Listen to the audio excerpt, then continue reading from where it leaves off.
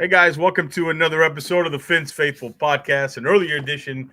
Maybe you guys are joining us on your lunch break, but thanks for joining us. As always, we are live on X and on YouTube, and we got no shortage of topics to talk about. A busy week at the Senior Bowl, a lot of news and stuff going around. Not only is the NBA a big trade request weekend, we had just this past hour, Myles Garrett requesting a trade. We'll get into all that stuff and kind of how this all relates to the Dolphins. And to help me do that, I'm joined by NFL Draft Insider and Analyst from SportsKita.com, Tony Pauline. Tony, how you doing, man? Thanks so much for joining me this early afternoon. I'm okay. Thank you for having me. Yeah, so I guess let's start there. Obviously, we had the big Lakers trade over the weekend. I saw that break probably, midnight, and I stared at my phone probably for about 10 minutes saying, is this real? But now we got just this, past hour, like I mentioned, Myles Garrett requesting a trade. Does this surprise you? Did you hear anything about this? And kind of what are your initial thoughts when you hear that?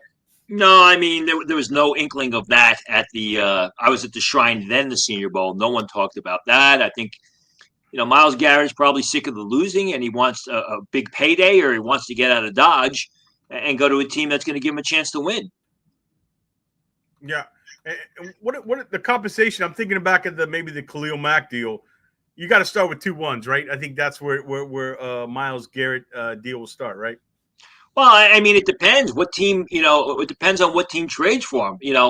Would the San Francisco 49ers that have an early pick in the first round be forced to give up 2 1s, or would it be a 1 and a 2? I mean, they need a pass rusher. I mean, that would be an incredible tandem. I think it depends who they trade with and where that first round pick is in this year's draft. Yeah. Shout out to everybody in the chat. Kenny says the Bills. Yeah, a couple teams come to mind. Right. The Lions. You think that Green Bay? What about the Falcons and the Command? I see these NFC teams that are at the cusp, like also the Commanders. I think that'd be a good fit for Garrett. Although I will say, Jeremy Fowler reported that nothing's changed. They don't plan on trading him, but I got to think they will kind of follow his request, right? I mean, if he doesn't want to be there. Well, like I said, it's probably a negotiating tactic. As far as, the Lions would probably be a team that would be willing to give up 2 number 1s for him because they are in a win now mode. As far as the Commanders are concerned, great year. The organization is headed in the right way. They've got a great owner who brought in the right people. Obviously, they got Jaden Daniels. You may want to hold on to those draft picks to fill in the pieces, the extra pieces that you need to get you to the next level. I don't know that a team like the Commanders with Adam Peters there is going to be so quick to surrender multiple first-round picks for Myles Garrett. The Lions, probably so, because they may look to him as the final piece. Yeah, and I know Dolphin fans who are watching this are going to bring it back here. Look, would Chris Grier make that call? Grier loves these kind of things, but I don't think the Dolphins are the right team for this. I think they shouldn't be looking to dump number 1s. I think they should be trying to accumulate picks. I don't know how you feel about that. You got Phillips coming back. You have Chop. I just don't think the Dolphins aren't close enough to kind of entertain this deal as much as you love to have the player.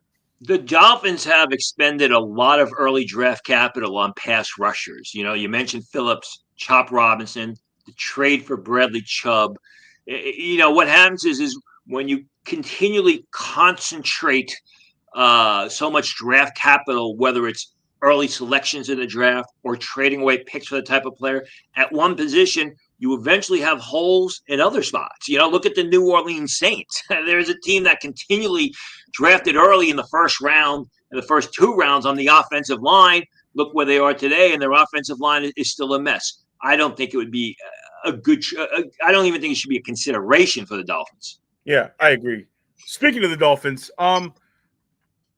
disappointing season, 8-9, injuries. Tua's concussed again. Yep. Late season, the mystery hip injury with the muscle or not related apparently to the one in college.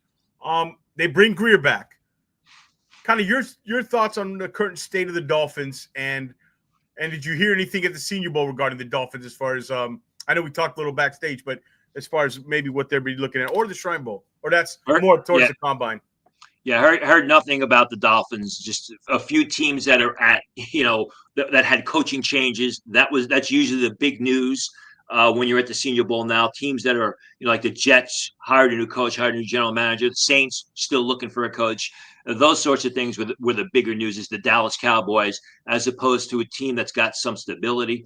As far as my opinions, I mean, I think McDaniel could be a potentially outstanding coach. They've got some things they got to figure out. I think Greer's done a solid job. It all revolves around Tua. How healthy is he? How healthy can they keep him to be? I mean, these concussions, they are significant. They got to be worrisome.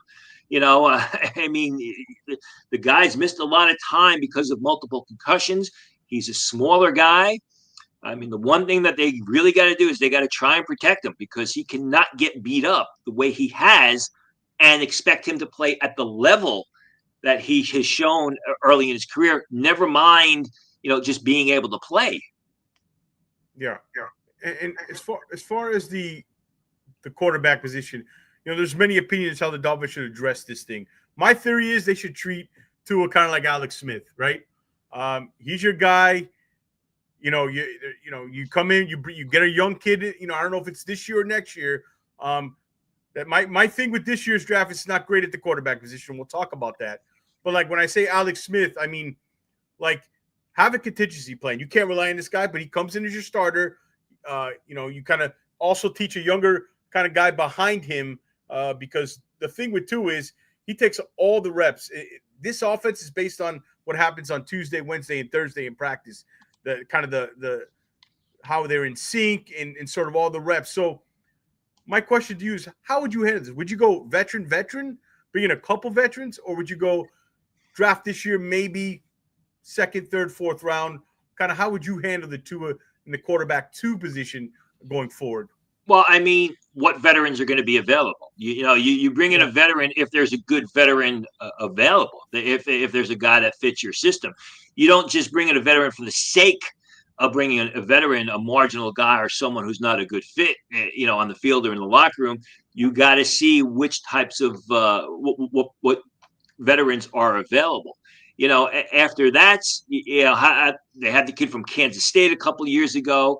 It's not a bad idea in the late rounds, a guy like a Curtis Rourke, a Dylan Gabriel, a Brady Cook, to expend a draft pick on one of those guys who are intelligent quarterbacks that will be able to mentally absorb McDaniel's system, sit on the sidelines, and then, gosh forbid, Tua gets hurt again, stick him on the field to play for you. Yeah.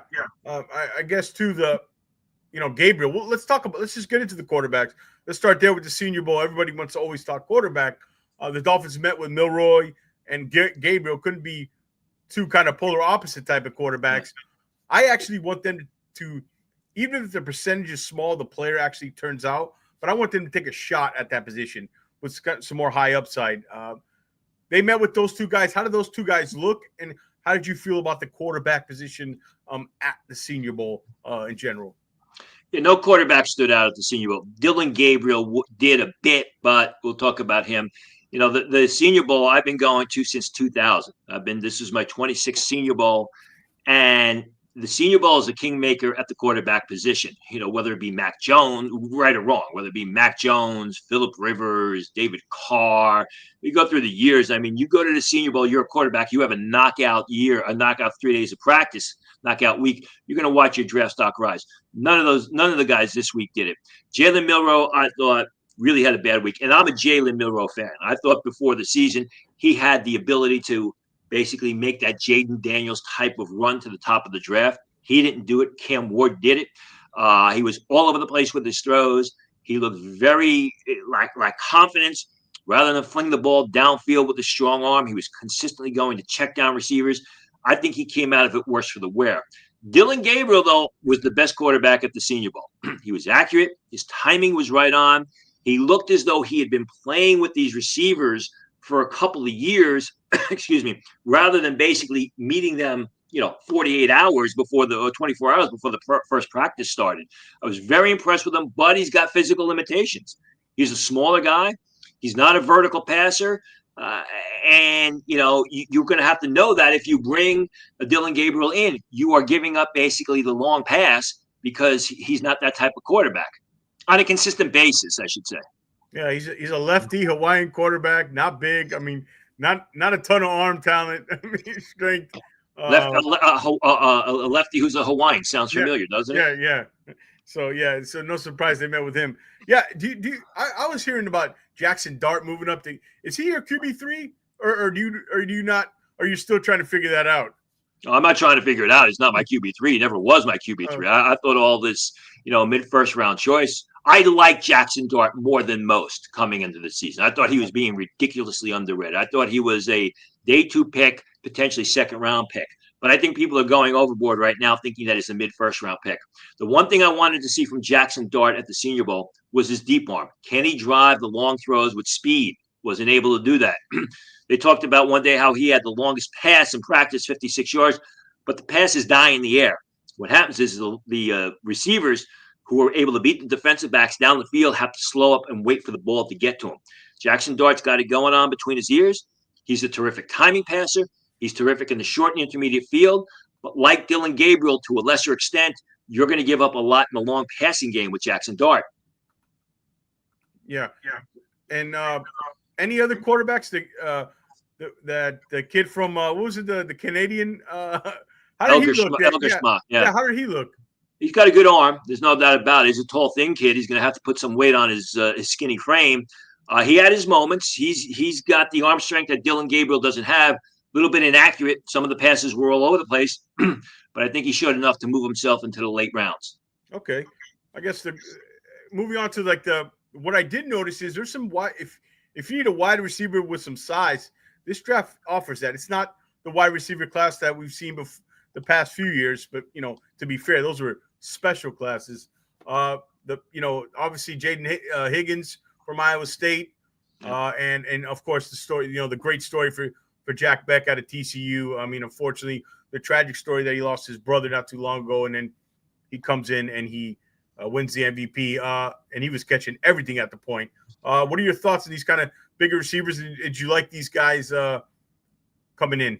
Well, you got to remember, I mean, the league is going to the smaller guys that can separate through routes rather than the bigger guys that went out for the contested throws. Both Iowa State kids had, I thought, real good weeks. Higgins, as well as his smaller teammate, Jalen Noel. You mentioned Beck. He, obviously, if you watch the game, came away with that tough grab in the end zone at the end to win the game. And that's what he did all week. I mean, he was just physically beating down defenders to come away with the receptions. Obviously, the bigger receiver at the top of the draft is McMillan. I think he's phenomenal. I think he's a dominant number one receiver. Emeka Ibuka is also a taller, maybe 205-pound type guy. The other kid from Prather from Maryland is also a nice big body receiver that you can get in day 3. Yeah. I also like the big was it Savion Williams? Right, TCU. Yeah, another big guy. The tight end group was fantastic. I thought Arroyo from UM. And then we had obviously Mason Taylor, Jason Taylor's son, and a nephew of Zach Thomas. I wouldn't spend, if we're bringing it here locally, I wouldn't spend the top 65 pick on the tight end for the Dolphins. They have Jonnu, but nonetheless, I thought it was a good group. Did they surprise you, that group, or you anticipated these guys would perform kind of well? Yeah, I wouldn't agree that it was a fantastic group, and I think people are overrating Mason Taylor. He's a good pass catcher. Obviously he's got the bloodlines, but he's not really explosive or fast as you would expect, or at least the way Arroyo was, because Arroyo really out of the gate couldn't be stopped. I mean, he was beating defensive backs and linebackers down the field that were consistently playing catch up, and he would make the deep reception. So I think Arroyo really helped himself out a lot. Thomas Fidone of Nebraska is a guy to keep an eye on. 6'4.5", 241 pounds. I expect him to run in the high 4.6s.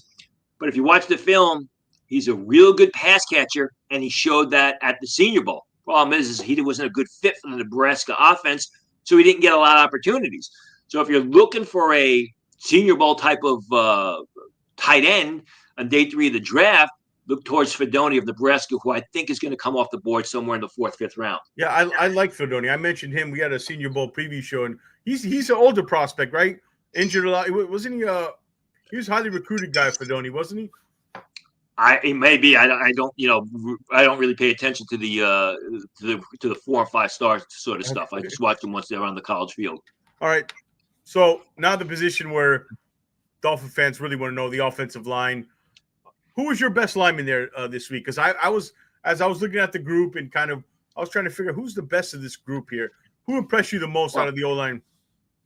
Yeah, I mean, you're asking two different questions. Who's the best and who impressed me the most? I mean, the guy who impressed me the most, I think, or at least the guy that I came out of it who I thought performed much better than he would, was Gray Zabel of North Dakota State. I mean, college tackle. You watched the first game of the year. North Dakota State played Colorado, and Zabel played incredibly well. Went to the Senior Bowl, played his college tackle, played guard, played center, and he was terrific. And he was going up against some really good defensive tackles, and he was shutting them down. So I thought Zabel played incredibly well, moved himself into day 2. Jackson Slater, Sacramento State, a big, thick interior offensive lineman. Some people project him to center, played guard at Sacramento State. Again, like Zabel, played against some of the better competition at the Senior Bowl, highly rated guys, and just shut him down day after day after day. I thought he did very well. Clay Webb of Jacksonville State was really good. Not a favorite of mine, but again, didn't get beat day after day after day. You're looking at a day 3 type guy there. If you're looking for somebody on day 2, I thought Wyatt Millum, the West Virginia left tackle, who some people had as a potential first-round pick. I never had him that early. He was moved inside, and he did really good at guard. Going to be a second-round guard, probably going to come off the board within the first 10 to 12 picks of round 2. But, that's the one thing about the Senior Bowl. You want to see that versatility, and a lot of these college tackles show the versatility to kick inside and play guard. Yeah, that's the theme. We talked a little backstage. I love this draft for the Dolphins. It aligns pretty well with their needs because not only you got the pure guards, which I think is a good group, it's a lot of these tackles are going to move inside. And one of my favorites was Jonah Savanea from Arizona. Yeah. I'm curious. I haven't heard much about him this week. What was your thoughts looking at him? Did he play mostly inside at guard this week? No, he played a lot of tackle as well. I thought he was very good too. Now, I was debating somebody on Thursday. Said, well, he doesn't use his hands well. I was like, but I said every time I watched him, he was dominating the opponent. Not the most mobile guy, not the niftiest guy, but he played both guard and tackle during the 3 days of Senior Bowl practice, and I thought he played them very well. Yeah, and as far as the top guys that were there, Josh Carnley Jr., Embo. How do those guys look? The top guys that were kind of coming into the draft. Yeah, Connerly looked real good at left tackle. I know everyone's fawning over that one play with Michael Green when he knocked him off the ball, but Connerly, I talked to somebody. I saw the end result of that play. I talked to some scout friends. They said, yeah, Connerly just didn't get set, and it was sort of it should have been a do-over. So people will continue to talk about that play that went viral for Michael Green, but it really wasn't what a lot of people thought. I like Bo of Purdue a lot, but he's a bit thin. He's got to get a little bit stronger. There were times where opponents were able to bull rush him. I talked to some of the defensive ends there, some of the pass rushers, and they said, yeah, he's light, so we knew how we could exploit him. I like him a lot. I think he's an athletic guy. I think he's got a lot of upside. I think you got to get him into an NFL weight training program. Could go late first round.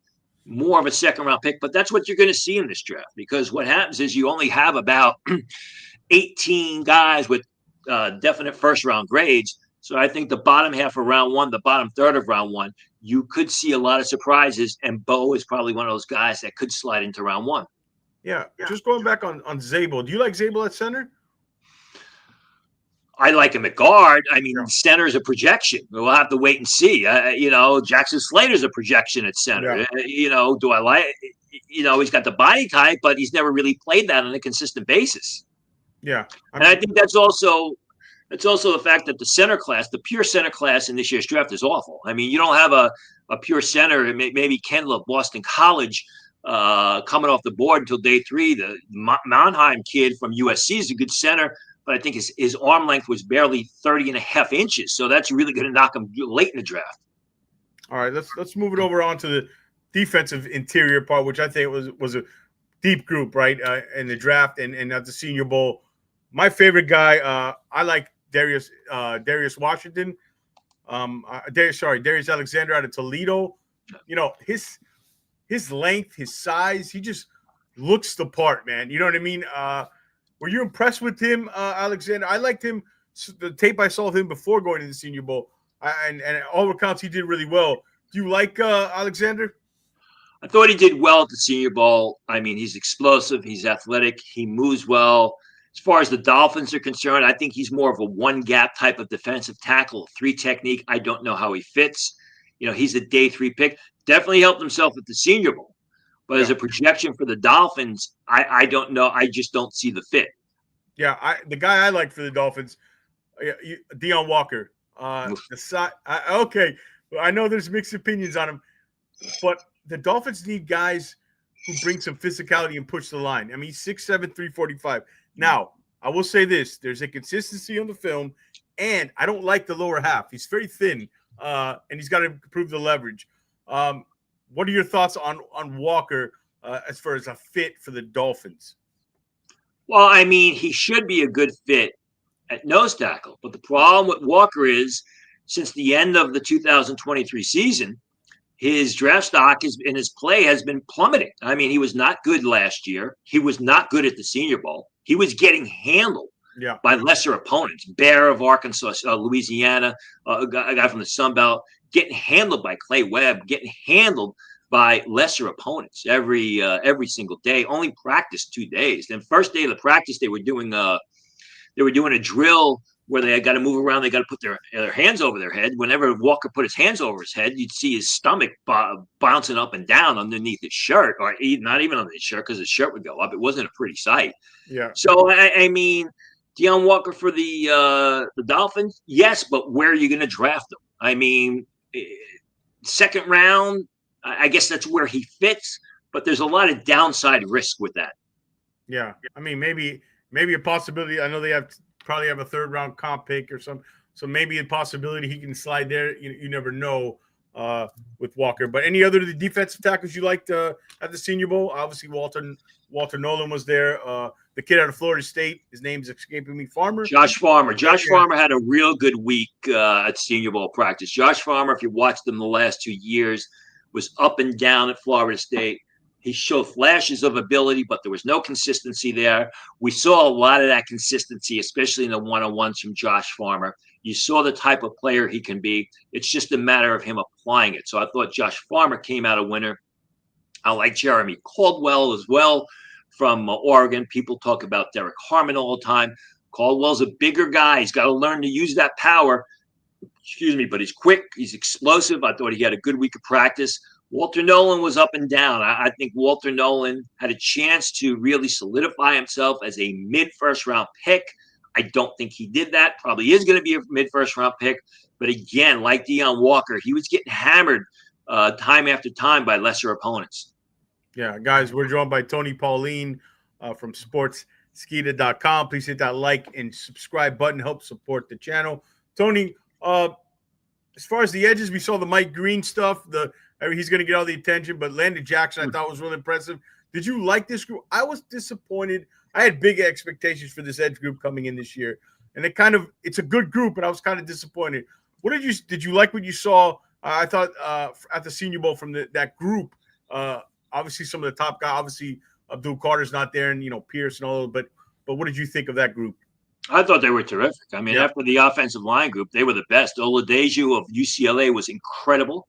Day after day after day, stood him up over tackle, stood him up inside between the guard and the center.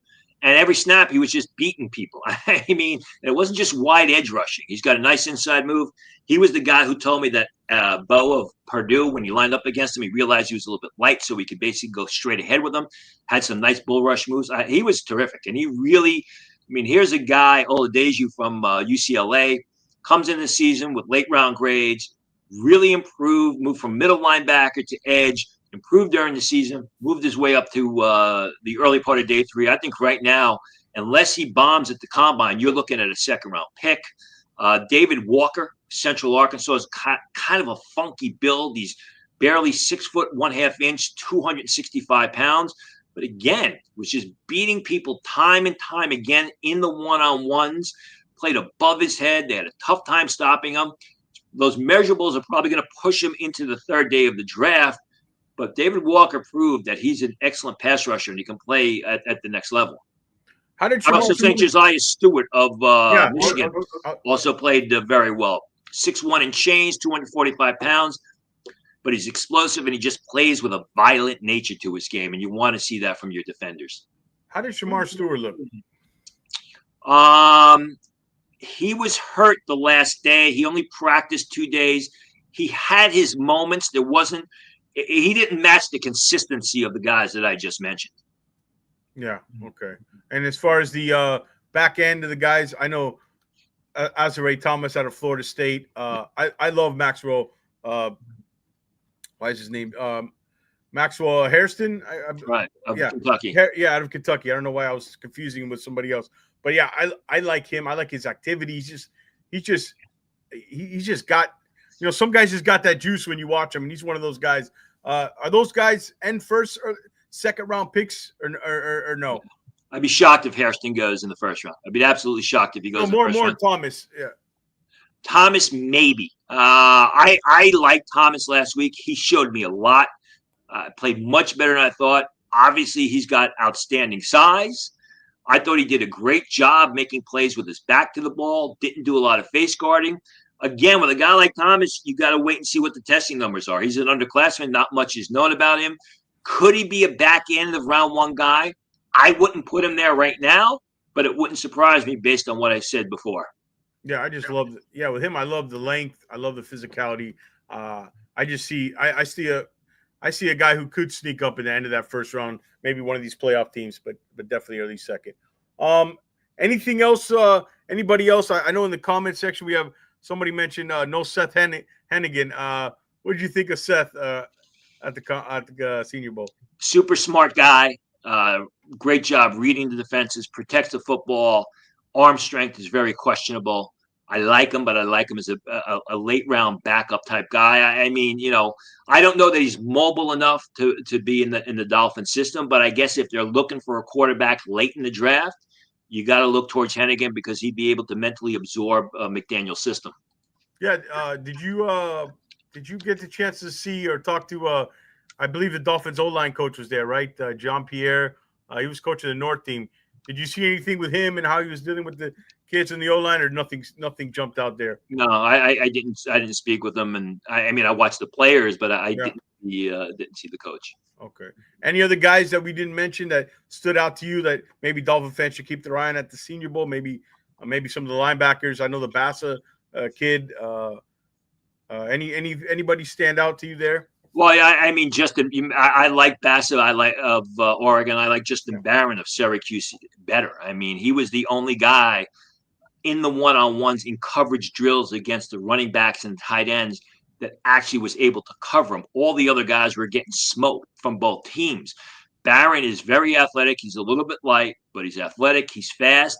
And the cover skills he showed were terrific. Remember, Diane Henley, I know I'm mispronouncing his name. Who plays for?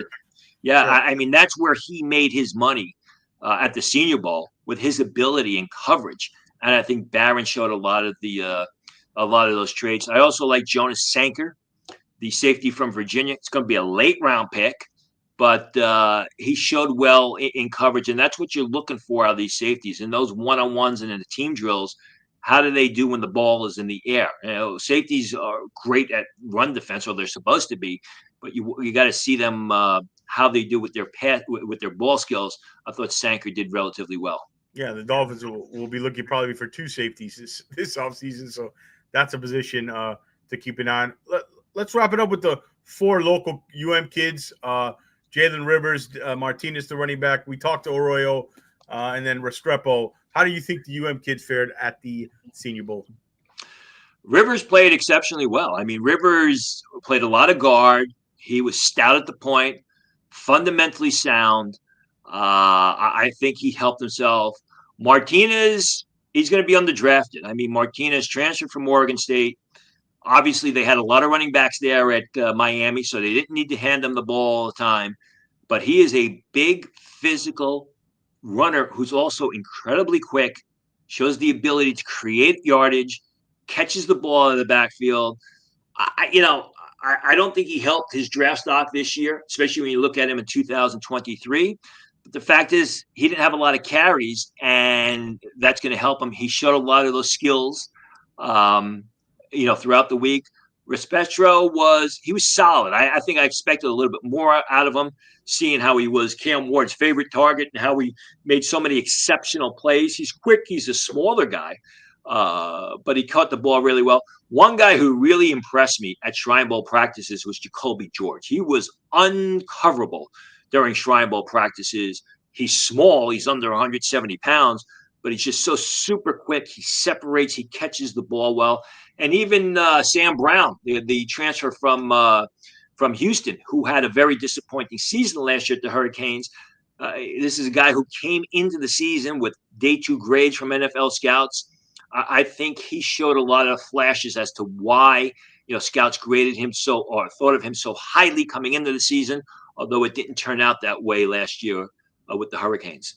Yeah, where would you kind of put Jalen Rivers? What round it? Kind of what slot kind of would you think Rivers is kind of projected?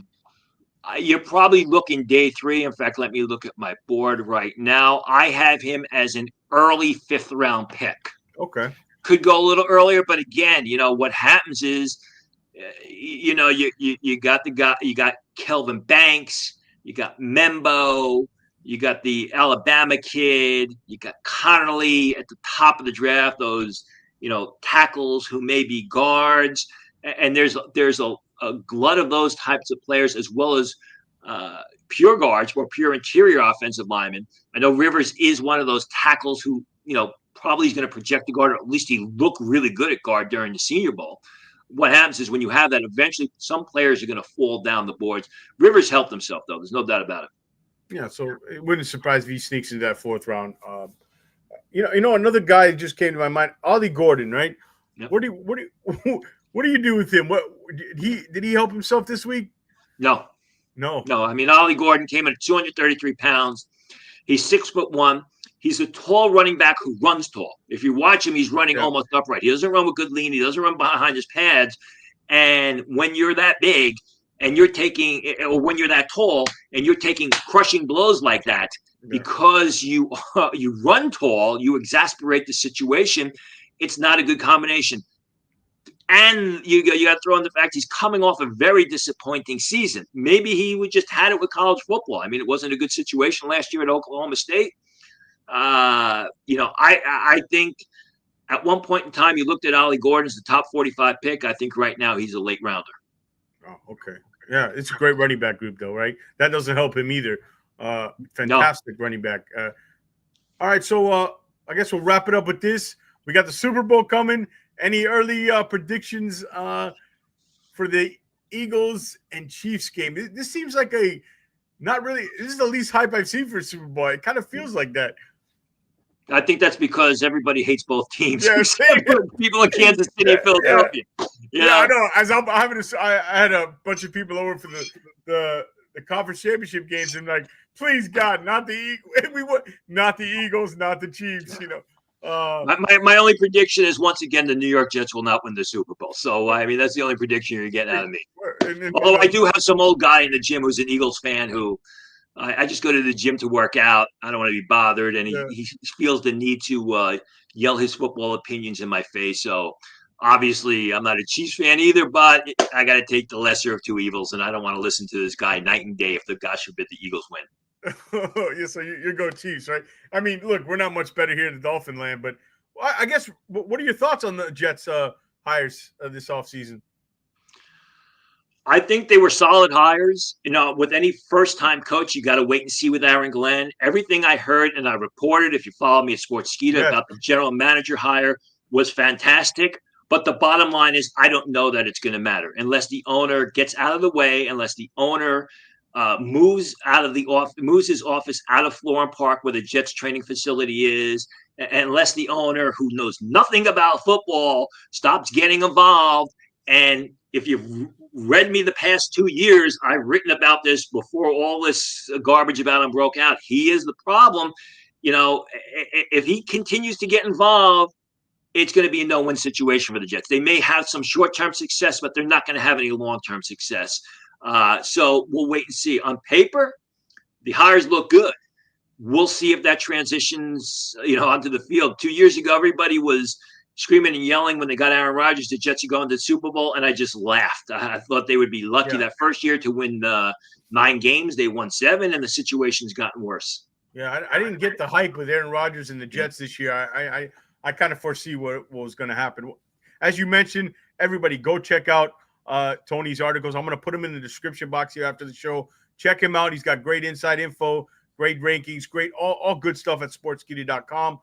Tony, before you go, tell everybody again where they can follow you, what you're working on now. Yeah.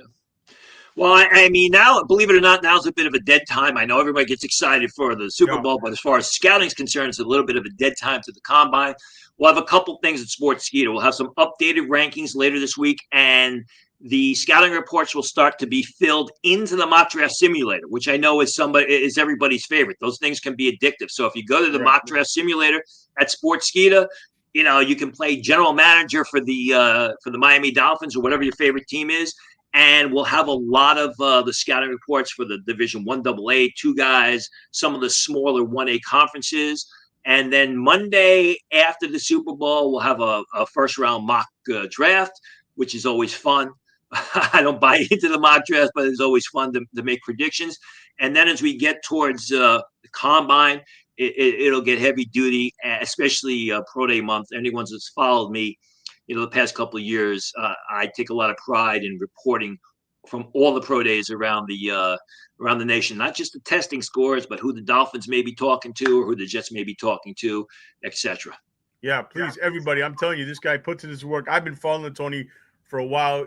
He's got some of the best draft stuff out there. Please, again, follow him on Twitter, X, whatever you want to call it. Read his articles. Again, I will put his link in the description box. Tony, thank you so much. Let's do it again sometime, maybe after the combine, close to the draft. Let's do it again. I had a great time. Sounds good. Thank you for having me. All right, guys. As always, stay Fins faithful. We're out.